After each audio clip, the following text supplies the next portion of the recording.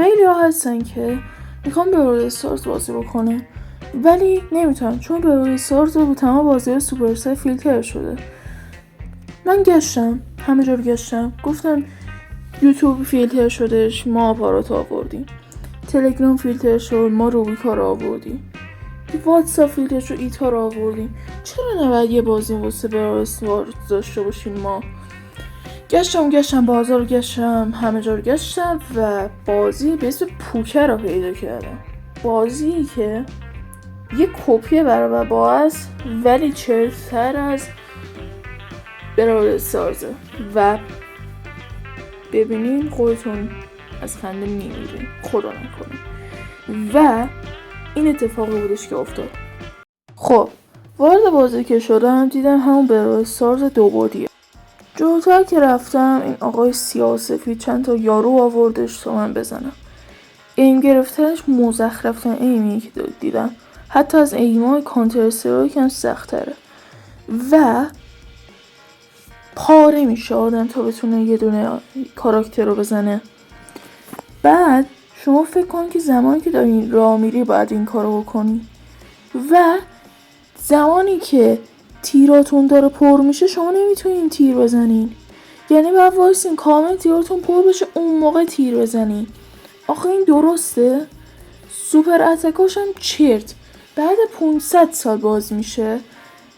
من میدونم بازی ایرانیه باید ازش دفاع بکنیم ولی گیم پلیش اصلا خوب نیست. بعدش بازی ازم خواستش که یه اسواس خودم بذارم. امیکاکو همینطور معمولی گذاشتم، تایید زدم و یه مبارزه آموزشی دیگه. چقدر جذاب. مسابقه رو به هرچه بدبختی بودش تمومش کردم و بعدش تونستم فاینالی منوی اصلی بازی رو ببینم و خودی برول استارز بچه ها تنظیمات جالبی داشت، صدا، نمایش پروفایل، اینستا، حمایت ازشون، تنظیمات جویستیک. این سمی که داریم میبینیم مسیر قهرمانیه، همون جایی که ازش میتونی با گرفتن کاپ چیز میزانلاک بکنی. کاراکترهای بازی زیادن، 17 تا واسه بازیه که تازه شروع کرده اوکیه به نظر من. حتی من موقعی که برول استارز وارده ایتان بازی میکردم و اون موقع 10-11 تا بیشتر نداشت. کاراکتر 6 رو داره، سیسیل، کتی،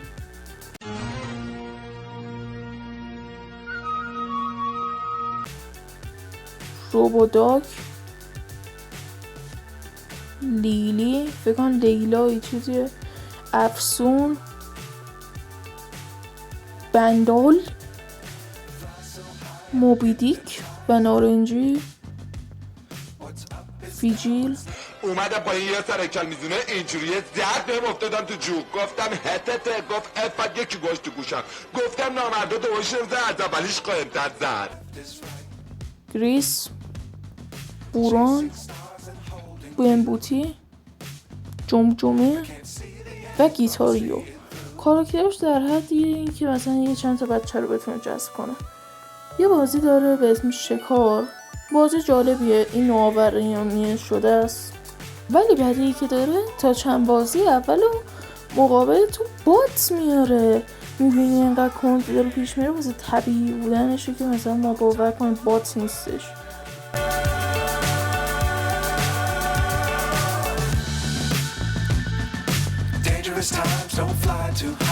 زمانی که بازی شروع شد میدونستم که قراره بیشتر کاراکتر تکراری باشن، چون که بازی قراره کاراکتر نداره و با طوری که انتخابم میکنه سعی میکنه که کاراکترهای بیشتر معروفش رو بردارن.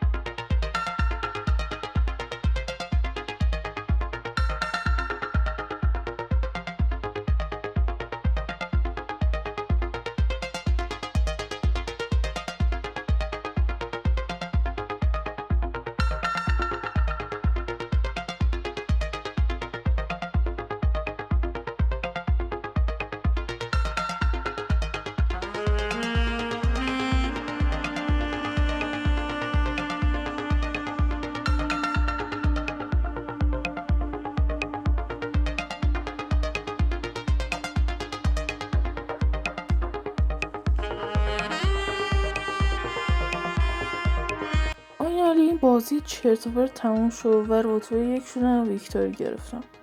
یه جوری زده رتبه 1 آدم فکر میکنه رتبه 1 دانشگاه شریفی چیزی قبول شده. این توکنایی که بهمون میده در اصل همون چیزایی که باید جمع کنی واسه مسیر جوایز قشنگ کپی برال استارزه. باکس هم اسمشون هست که برال استارزه، نورمال باکس، بیگ باکس، اومگا باکس و گیگا باکس داره. گیگا باکسش اوکیه، فرشون گیگاه و تونستم اینجا کاراکتر جدید بگیرم که 6 بسکتبالی که بسکتبالیست خانومی که نمیدونم چطور داخل بازی ایرانی تونستن این شکلی درستش کنن. یه دستم اومدم که با 6 برم و بعدش دیگه خواستم ویدیو رو تموم بکنم که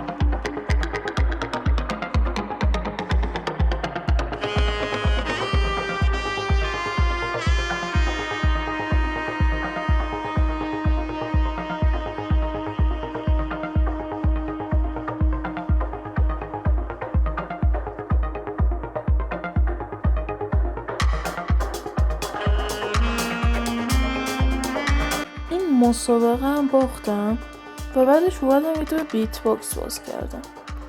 داخل بیت باکس فقط یه دونه آپگرید بودش. بعدش دوباره داخل این جوایز یه دونه مگا باکس باز کردم. داخل مگا باکس یه کاراکتر جدید بود.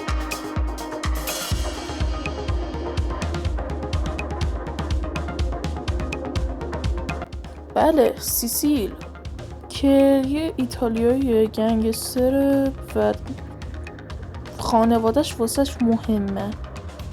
خیلی این بازی سمه. من دیگه نمیتونم این بازی رو تحمل کنم و همینجا از این بازی لفت میدم. امیدوارم که لذت برده باشین. این بازی رو دانلود نکنین. خداحافظ.